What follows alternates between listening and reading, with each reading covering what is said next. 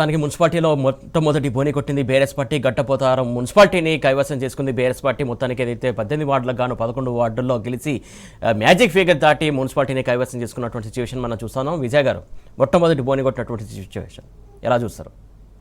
BRS party ఒక మున్సిపాలిటీని పూర్తిగా కైవసం చేసుకున్నటువంటిది సంగారెడ్డి నియోజకవర్గానికి సంబంధించినటువంటి అంశం చూసిన వార్డులు కూడా బాగా గెలుస్తున్నాయి. రాష్ట్ర వ్యాప్తంగా చూసినట్లయితే ఉన్నటువంటి వార్డులు కూడా వార్డులో గెలిపే ఓట్లు వార్డులే చాలా కీలకంగా ఉన్నాయి. ఇప్పుడు బాగా స్వీప్లో ఇట్లా గడ్డిపోతారం లాంటివి వస్తేనేమో ఒక రకంగా ఉంటుంది. హంగు లాంటి పరిస్థితులు ఒకటి రెండు అటు ఇటు వచ్చినట్లయితే రకరకాల పరిస్థితులు, రాజకీయ పరిస్థితులు మారే అవకాశం ఉంటే ఆ ఏర్పాటుకు సంబంధించినటువంటి మున్సిపల్ చైర్మన్కి సంబంధించినటువంటి ఎన్నికకు సంబంధించినటువంటి అంశంలో మొత్తం మీద మున్సిపాలిటీల్లో వార్డులకు సంబంధించినటువంటిదే కూడా అన్ని ఛానల్స్ కూడా ఆ రకంగానే ఇస్తున్నాయి. వార్డుల సంఖ్యను బేస్ చేసుకునే రిజల్ట్స్ ఇస్తున్నట్టు కనిపిస్తున్నటువంటిది. అందుకని ఇవన్నీ మున్సిపల్ ఎలక్షన్లు ఏం చూపిస్తున్నాయి, వార్డులు ఈ స్థాయిలో ప్రతిపక్షాలు గెలుస్తున్నటువంటి సందర్భంలో కూడా ప్రభుత్వం మీద ఎన్ని ప్రయత్నాలు చేసినా ఎన్ని ప్రయత్నాలు చేయని ప్రయత్నం లేదు, చేయని ఉల్లంఘనలు లేవు, చేయని దౌర్జన్యం లేదు.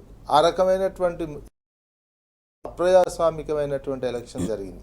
పార్లమెంట్లో కూడా ప్రస్తావించే దాకా పోయినటువంటి ఎలక్షన్ ఇది. పన్ననే మహారాష్ట్రలో ఎలక్షన్స్ జరిగితే ఈ స్థాయిలో అక్రమాలు జరిగినాయి, అక్కడ కూడా అక్రమాలు జరిగినాయి. కానీ ఈ స్థాయిలో అక్రమాలు జరిగినట్టు అక్కడ ఉన్న ప్రతిపక్షాలు కూడా ఆరోపించలేనటువంటిది. కానీ తెలంగాణలో ఆ రకమైనటువంటి పరిస్థితి వచ్చింది.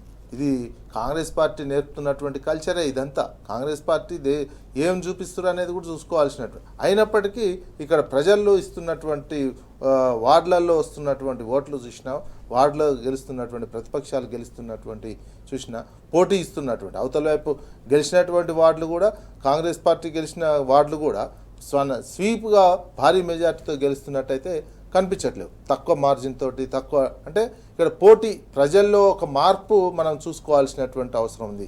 అధికార పార్టీకి వన్ సైడ్గా ఇవ్వట్లేరు. మీరు అధికారం వచ్చిన దగ్గర నుంచి మీరు మా బాగోగులు మానేసినారు, తెలంగాణ బాగోగులు మానేశారు, మా సంక్షేమం మానేశారు, మా అభివృద్ధిని మానేశారు, మీ స్వార్థమే చూసుకుంటున్నారు అనే ఒక ఇండికేషన్ రాష్ట్ర ప్రజలు ఇస్తున్నారు. రాష్ట్రం గురించి ఆలోచించండి, రాష్ట్ర అభివృద్ధి గురించి ఆలోచించండి, మా సంక్షేమం గురించి ఆలోచించండి.